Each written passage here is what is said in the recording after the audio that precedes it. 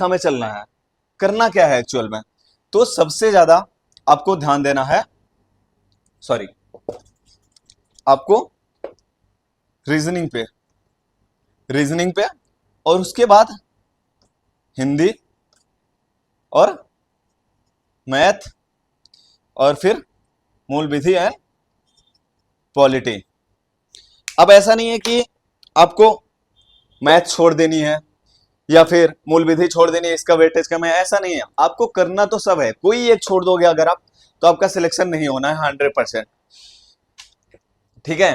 तो लेकिन मैं आपको यह समझाना चाह रहा हूं मेरे भाई कि ज्यादा आपको ध्यान रखने की जरूरत क्या है, किस चीज को ध्यान में रखना है। अब जैसे मैं अगर आपको बेसिक एक एक टॉपिक मैं यहाँ पे लिख तो नहीं पाऊंगा, फालतू आपका टाइम खराब करके कोई फायदा नहीं है। मैं ऐसे अगर आपको बताता जा रहा हूं तो ले लेते हैं रीजनिंग के लिए ही। रीजनिंग पूरा वो तो सिलेबस में दे दिया, रीजनिंग, रीजनिंग ही है, मान लेते हैं रीजनिंग ही है पूरे। तो आप क्या पूरी रीजनिंग को 3 महीने में कवर कर जाओगे? 3 महीने में रीजनिंग पढ़ लोगे? या फिर कहीं से आप वीडियो लेक्चर ले रहे हो या किसी के अलग किसी कोचिंग से ऑनलाइन क्लास ले रहे हो, ऑफलाइन क्लास ले रहे हो, क्या 3 महीने में पूरा कवर करवा देंगे? नहीं होता मेरे भाई, ऐसे हो ही नहीं सकता। आपको कितना भी मोटिवेट कर ले, मैं ये कर दूंगा वो कर दूंगा, नहीं होता ऐसे। 3 महीने में तो बिल्कुल नहीं हो सकता है। तो उससे आपको ये समझना है, जो प्रीवियस ईयर क्वेश्चन आप देख रहे हो ना, उसमें ये देखो कि ज्यादा क्वेश्चन कौन से टॉपिक से आ रहे हैं, कौन से टॉपिक को ज्यादा इंपॉर्टेंस दी जा रही है। जैसे कि मैं जितना समझ पाया और मैं जितना देखा क्वेश्चन को, तो मुझे जितना समझ आया उसमें सबसे ज्यादा आपके, मैं एक एक करके बताता जा रहा हूं, सबसे ज्यादा वेटेज वाले हैं कोडिंग डिकोडिंग रीजनिंग के। Number series, direction and distance, Venn diagram, dictionary, dice, blood relation, counting of figure, seating arrangement, puzzle, कथन और तर्क। ठीक है, ये चीजें आप लिख लेना या फिर रोक के लिख लेना, मैं एक बार में बोल दे रहा हूं। कथन और तर्क, कथन और निष्कर्ष, कारण और परिणाम, मशीन इनपुट आउटपुट, ये सारी चीजें, एंड डिसीजन मेकिंग, एक बड़ा टॉपिक ये भी है और इंपॉर्टेंट टॉपिक है, जिसमें से सबसे ज्यादा आपको इंपॉर्टेंट टॉपिक, सबसे ज्यादा ध्यान रखने वाली बात क्या है, सबसे ज्यादा क्वेश्चन भी कहां से आएंगे ये भी मैं आपको बता दे रहा हूं। कोडिंग डिकोडिंग से, नंबर सीरीज से बहुत अच्छे क्वेश्चन बन रहे हैं, जो कि अभी मैं यूपीपीवी में देख लिया और प्रीवियस ईयर के यूपीएसआई में भी देखा, बहुत अच्छे क्वेश्चन बन रहे हैं। तो इसको सबसे ज्यादा आपको ध्यान रखने की जरूरत है। और हाँ, रीजनिंग यही नहीं खत्म हो रही, ये तो वर्बल रीजनिंग हो गई, नॉन वर्बल रीजनिंग से भी कुछ बहुत अच्छे क्वेश्चन बन रहे हैं। जैसे कि सबसे ज्यादा क्वेश्चन बन रहे हैं आपके, मैं यहाँ पे भी अभी प्रीवियस ईयर क्वेश्चन डाल रखा हूँ। सबसे ज्यादा क्वेश्चन है मिरर इमेज के, वाटर इमेज के, फिगर काउंटिंग के भी बहुत अच्छे क्वेश्चन बन रहे हैं। अभी भी पिछले एग्जाम में ही 2021 में ही सबसे ज्यादा अच्छे क्वेश्चन थे मिरर इमेज के। पेपर कटिंग के बहुत अच्छे क्वेश्चन है, रेशियो एंड फिगर के बहुत अच्छे क्वेश्चन है। ये सब कुछ इंपॉर्टेंट टॉपिक है, जैसे मैं आराम से बोल दे रहा हूँ, एक बार आप लिख सकते हो अगर चाहो तो। कोडिंग डिकोडिंग एक अच्छा टॉपिक है। नंबर सीरीज बहुत ज्यादा इंपॉर्टेंट देने की जरूरत है। Direction and distance, Venn diagram, dictionary, dice, blood relation को थोड़ा सा ध्यान रखना है। इतना भी बहुत ज्यादा क्वेश्चन नहीं आने, लेकिन एक दो क्वेश्चन भी आएंगे तो आपको तो पढ़ना तो पड़ेगा। अब counting of figure, seating arrangement, seating arrangement को थोड़ा सा ध्यान देना है। पजल, कथन और तर्क और कथन निष्कर्ष, ये दोनों टॉपिक बहुत ज्यादा इंपॉर्टेंट है भाई। इसको आप जितना ज्यादा ध्यान दोगे उतना अच्छा रहेगा। कारण और परिणाम, मशीन इनपुट आउटपुट, एक दो क्वेश्चन आपको देखने को मिल जाएंगे। डिसीजन मेकिंग के भी एक ही दो क्वेश्चन आपको देखने को मिलेंगे। लेकिन अब फिर अगर नॉन वर्बल रीजनिंग में आते हैं तो वही आपको mirror image, water image and paper cutting के, हिडन फिगर के एक दो क्वेश्चन उसमें के भी है, हिडन फिगर के। तो आप इन सारे टॉपिक को प्लीज ध्यान में रखो। रीजनिंग का स्पेशल ये टॉपिक हो गए आपके। अभी उसके बाद आ जाते हैं हम हिंदी पे। हिंदी बहुत बड़ा सिलेबस है भाई, सबको, हमको, आपको, सबको पता है।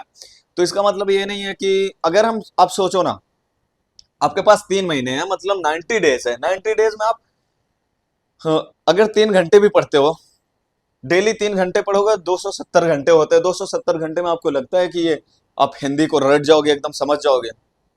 प्रॉब्लम यही है, 270 घंटे में अगर पूरी हिंदी रटना चाहोगे तो नहीं रट पाओगे।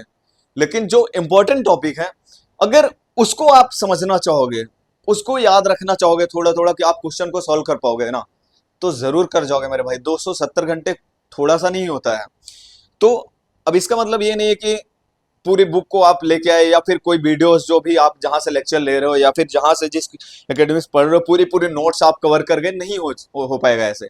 आप ये ध्यान में रखो कि ज्यादा वेटेज कौन से टॉपिक का है, उसको आप पढ़ो। जैसे कि मैं बता दे रहा हूं, मैं जितना एलिविएट किया उससे मुझे यही समझ आया कि हिंदी व्याकरण के आप ले लो वर्णमाला, संधि, वर्तनी, प्रत्यय, उपसर्ग। ठीक है, अभी हिंदी के बारे में हम बात कर रहे हैं। इसमें से 2 से 4 क्वेश्चन आने हैं, ज्यादा मतलब 2-3 क्वेश्चन तो आने ही है। और सबसे ज्यादा वेटेज वाले क्वेश्चन आपको मिल जाएंगे, 5 से 7 क्वेश्चन मिल जाएंगे अनेकार्थी, पर्यायवाची या समानार्थी शब्द। ठीक है, इसके 5 से 7 क्वेश्चन होते हैं। एक अर्थी शब्द, वाक्यांश के लिए एक शब्द या अनेक शब्द के लिए एक शब्द। इन सारे टॉपिक में से आप देख रहे हो कितने छोटे टॉपिक है, और सिर्फ आपको एक बार देखना है। लेकिन हाँ, देखना है मीन्स सही तरीके से आपको समझने की जरूरत है। अब इसका मतलब ये नहीं कि अब 10 अलग अलग जगह से इसमें एक दूसरी वाली बुक लेके आए, इसमें कितने पर्यायवाची शब्द है, इसमें कितने हैं, इतने सारे नहीं याद करना मेरे भाई। आपको इसीलिए बता रहा हूं कि 10 बुक को या 10 जगह के स्टडी मटेरियल को आपको फॉलो करने की जरूरत नहीं है। कोई एक स्टडी मटेरियल रखो, या फिर कोई एक जगह से आपको लेक्चर लेनी है। यूट्यूब पे पहली बात तो बिल्कुल मत जाओ। यूट्यूब पे मोटिवेशन से ज्यादा आपको कुछ नहीं बात कर रहे हैं। वो लेक्चर देके आपका एग्जाम नहीं निकलने वाला, और अगर आप उस पर भरोसा करते हो तो ये 18 के 18 लाख लोग जो है ना, जो फॉर्म डाल रखे हैं, ये भी वही यूट्यूब से पढ़ रहे हैं। समझ रहे हो ना? तो उससे आप कंपटीशन को बाहर नहीं कर सकते, उनको बिल्कुल नहीं। ये हो गया। और उससे ज्यादा इंपॉर्टेंट है, 5 से 8 क्वेश्चन आने आपको देसी विदेशी, संकर शब्द, तत्सम और तद्भव, संज्ञा सर्वनाम और क्रिया रूढ़ यौगिक रूढ़ शब्द से आपको कम से कम 5 से 8 क्वेश्चन मिल जाएंगे। ये 2 हो गया। और तीसरा हो गया, 4 से 5 क्वेश्चन आपको मिलने हैं समास, लिंग, वचन, कारक, विराम चिन्ह से। 4 से 5 क्वेश्चन आप देख रहे हो, ज्यादा से ज्यादा आप कर जाओगे।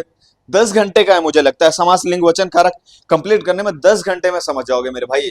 अगर एक हफ्ते दोगे सिर्फ इसको, तो आपके ये कवर हो जाने हैं।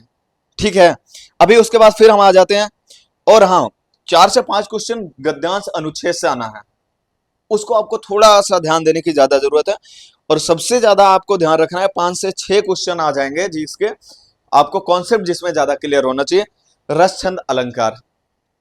रस, छंद और अलंकार के कॉन्सेप्ट थोड़े से क्लियर होंगे तो आपको ज्यादा अच्छा रहेगा। उसकी ज्यादा थोड़ी सी वेटेज देखने को मिल रही है। 5 से 6 क्वेश्चन उसमें से आएंगे। और 4 से 6 क्वेश्चन ही आ जा रहे हैं हमारे प्रसिद्ध कवि, लेखक, रचनाएं, प्रसिद्ध पुरस्कार एवं प्रसिद्ध पत्रिकाएं। जैसे कि ये आपको मतलब मिल जाएगा उसमें, हिंदी लिटरेचर में मिल जाएगा कोई भी। जैसे कि अगर मैं बोल दूं आप लोगों को, किसी बुक का नाम बता दूं, ऐसे मुझे बताना नहीं चाहिए। आदित्य पब्लिकेशन की बुक ले लो, हिंदी लिख दे, आदित्य पब्लिकेशन की बुक ले लो आप लोग, हिंदी के लिए सबसे बेस्ट है उसमें। लेकिन उसमें भी ये ध्यान रखना है कि पूरे के पूरे बुक को नहीं रटना है, क्योंकि जैसे जैसे जितने जितने एग्जाम आते जा रहे हैं उस बुक का भी साइज बढ़ता जा रहा है, तो पूरी बुक को नहीं सॉल्व करना है। आप उसको ले लो। और अब मैथ में आ जाते हैं। हिंदी समझ आ गया होगा शायद, या फिर मैं एक बार फिर से बता देता हूँ आराम आराम से। 5 से 8 क्वेश्चन आपको आने हैं देसी विदेशी, संकर शब्द, तत्सम तद्भव से, संज्ञा सर्वनाम विशेषण क्रिया यौगिक रूढ़ शब्द से आपको मिल जाएंगे। और 5 से 7 क्वेश्चन ही मतलब कहीं ना कहीं सेम वेटेज है आपका इन दोनों का। अनेकार्थी, पर्यायवाची समानार्थी शब्द, विलोम, एकार्थी शब्द, वाक्यांश के लिए एक शब्द या अनेक शब्द के लिए एक शब्द। ठीक है, ये हो गए कहीं ना कहीं। अगर 6-6 क्वेश्चन लोगे तो 12 क्वेश्चन ऑलरेडी हो चुके हैं। ठीक है, ऐसे ही 5 से 6 क्वेश्चन आने हैं आपको रस, छंद, अलंकार से।